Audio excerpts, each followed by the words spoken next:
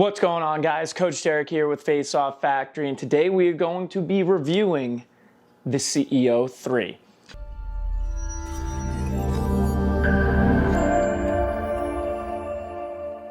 So you guys have seen these head reviews before. We did one on the Dual 3. If you haven't, please go check that out. CEO3, it came out a couple months ago, and there's a lot of things to talk about with this head. So with that being said, let's dive right in. All right, so we're gonna start with the strength of the head. This head is super stiff, okay? It takes a long time to break in, and because of that, the ball security is actually really good with this head. So when you clamp and you get down the line, get that ball to the throat, it maintains that position, and it's really hard to rotate someone who has a CO3 off of that ball. The other thing about the strength is it does maintain its shape in a fairly reasonable manner. Obviously, if you go to face flex the head, it's not gonna be the same shape.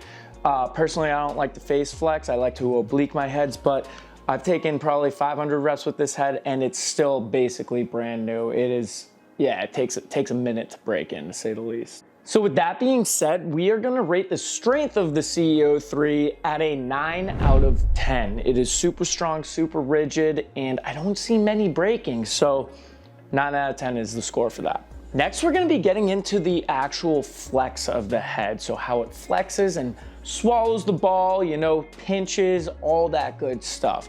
So to start, it's really good at snapping back into shape, right? So it doesn't kind of lose its shape at all. I know we touched upon that in the strength portion, but it does a good job snapping back, maintaining its shape.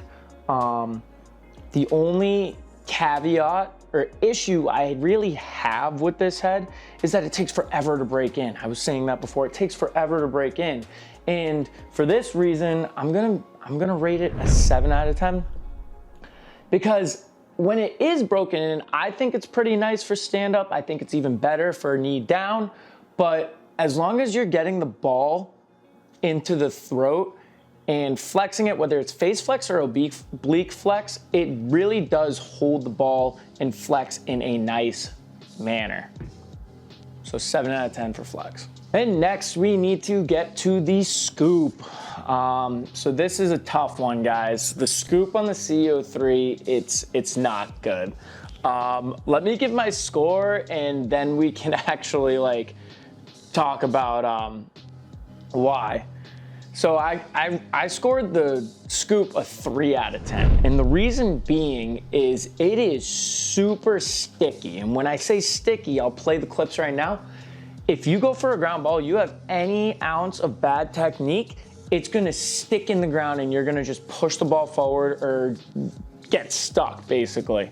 So for that reason, I'm rating the scoop a 3 out of 10. It compared to the Dual or the Mark IIF, it's just not smooth. It's not like butter gliding across the turf, and that's why it's a 3 out of 10 for me.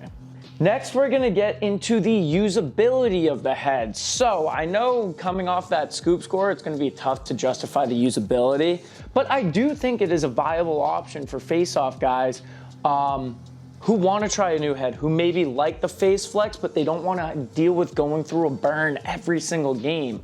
The only points I'm knocking off for it is because I don't particularly think this head is like youth friendly or novice friendly because of how stiff it is, how long it takes to break in. If you're a kid using this, you're not really gonna find success at the Faceoff X. You could probably use it as like a normal MIDI head, but other than that, I'm gonna be rating this a 6 out of 10 for usability. Now for my overall opinion. This is a solid head, okay? I wish there were a couple things that they did differently, like the scoop. One thing about the throat is that when I'm knee down or stand up neutral grip, whenever my hand sits on this little ridge or sits close to it, when I punch, it always like kind of cuts into my hand a little bit. Those are little nitpicky things, but overall it's a solid head to use. Once you get to the throat or the ball to the throat, it's really strong, maintains its positioning pretty well, even if you don't have the best positioning. So for that and tie-ups, I think it's a very value add for those type of situations.